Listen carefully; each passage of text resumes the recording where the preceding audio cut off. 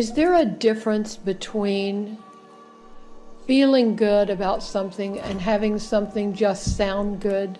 I mean, my experience is that I can have a desire to eat 3 Krispy Kreme donuts, and that sounds really good. And then shortly thereafter, it doesn't feel good at all. There's a conflict in me about what sounds good and what feels good. Well, what's happening there is when you jump in, when something sounds good, and before you've felt it out, you jump into the action of it, then you find out how you really feel about all of that. Okay. In other words, there are so many contradictory beliefs and desires within that. In other words, you don't believe that sugar is all that good for you, and you believe that all that sugar and fat will add pounds to you that you don't want. Or, in other words, there are all kinds of things that you've picked up along your physical trail. So when you say, that sounds good, we would say, when somebody says something sounded good and then it turned out not to be good, that they were sort of in a lazy way, not really sounding it out fully. In other words, they sounded it out a little bit and jumped into the action before they'd really felt the whole thing out vibrationally. Because let's apply this virtual reality game that we are talking about here, and let's say that you get the idea of a Krispy Kreme donut. And you know they're good, you know how good they are, especially in the first few bites of them, and you know what you've heard about them, and it fosters feelings of well-being. It somehow connects you with feelings of past where special foods meant special times, meant good feelings. In other words, there are all kinds of good feelings associated around it, and so it sounds good. So then you jump into your virtual reality, and in your virtual reality, you get in your car and you drive down, and it's a beautiful day, and you park in front of the Krispy Kreme donut place, and you go in and you take in the fragrances, and you stand in front of the counter and you select your favorites from among, and you choose 1, 2, 3, 4, 5 of your favorite things, and then you go over to a table. You're with someone or you're not. You can fill this in as much as you want. You have something to drink, and you bite into it, and it is extraordinary.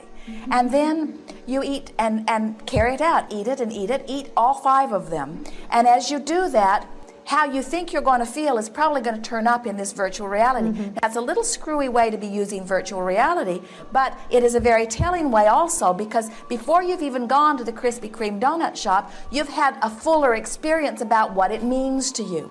Now, some would say, oh, well, then that means I should not go, because ultimately, when I really romped through the whole thing, I found out that I did not feel very good. And we say, but in your virtual reality, you had the ability to only go as far as you wanted to go and still feel good. You could have taken that one. You could have seen yourself as a moderate person. You could have eaten that one. You could have eaten it slowly. You could have savored it. You could have received your sugar high. You could have been proud of yourself for stopping there.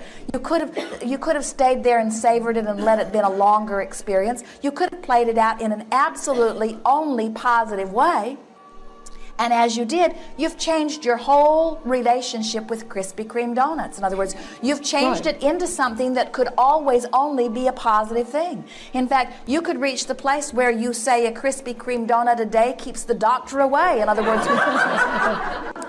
you can do with it whatever you want to do with it. The thing that we're wanting you to do is to do something with it on purpose, rather than fall back into the old pattern or habit that was not serving you very well. Good.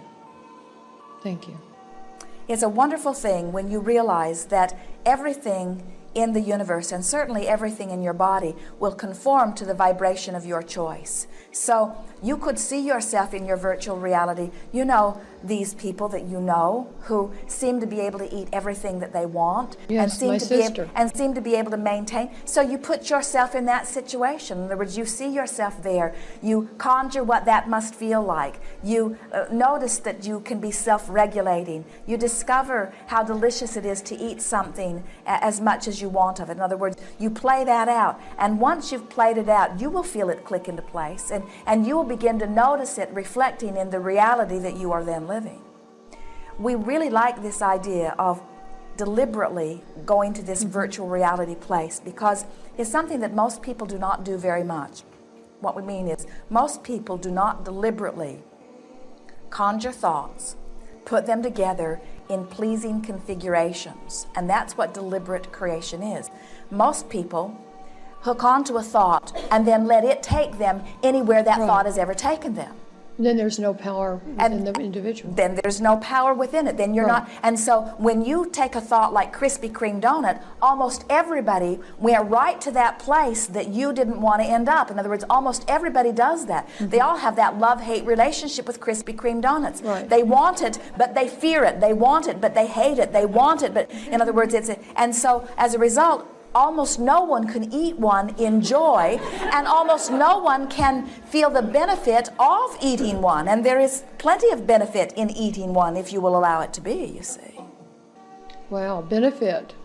That's, I mean, that's, I would never think of it in that but term. what about the respite that you're carving out for yourself? The luxury of taking that time. The luxury of getting to eat something that is so delicious to your palate. The deliciousness, the sensation of letting that feeling of well-being waft through you, like eating the cake did when you were a child. The connection that, in other words, if petting your cat can be connecting in nature, or soothing yourself can be connecting in nature, then why not soothing something through your palate being connecting in nature? Why does food have to be bad? Why can't it be a soothing in nature experience? You see, all things can be. You can take any word, anything, any experience, you can take anything and focus on it in a way where it allows life, or focus on it in a way where it disallows life. And the thing itself does not have as much to do with it as you all think. So the power of the thing is what we put into it, Only. rather than what we have within ourselves. Absolutely. Okay. The power of the thing is what you've practiced it to be. And so, you see, we've watched your society over the last 50 years or so in a very particular way relative to food. And there was a time when food was not the big issue that it is, and you were all participating in food in larger quantities than you are now, and functioning as a physical body better. And then experts began dissecting food and examining food and convincing you that all manner of things is inappropriate in your food. Yes, that's And so true. now most of you have food fear. In other words, most of you, when you think about food, food doesn't soothe you in the way. In other words, when you look at your cat, or when you look at your dog, or when you look at some animal in the wild who is having an experience with food, they're not having a love-hate relationship with food. In other words, when you watch your cat devour something, doesn't it seem to really be enjoying what it is devouring? Yes, absolutely. And we want you to be more like that. We do not want you to eat things that you feel guilty about. Instead, we want you to not feel guilty about what you eat. In other words, we want you, but the only way you can do that is by gaining your own sense of personal control about what you are eating. And there are many of you that believe that you have no personal control, and that's why food is a frightening experience to you. As we watch the majority of the people we watch everyone, but the majority of you in this culture, as you are eating, are not in a connected state. You eat because you should, or you eat because it's time, or you eat because it is the way you have socialized around it.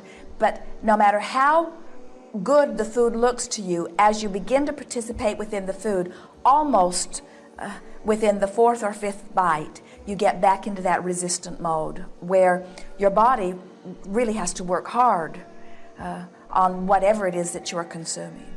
And so you've heard us say, if you've been listening to us for any time at all, that we are not wanting you to control your actions. Instead, we are wanting you to find a vibration that feels good and then let the action be inspired.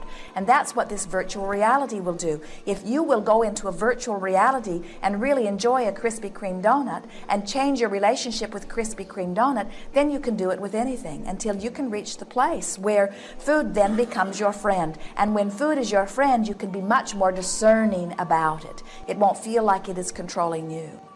Thank you. Yes. Thank you. You are complete? I am complete.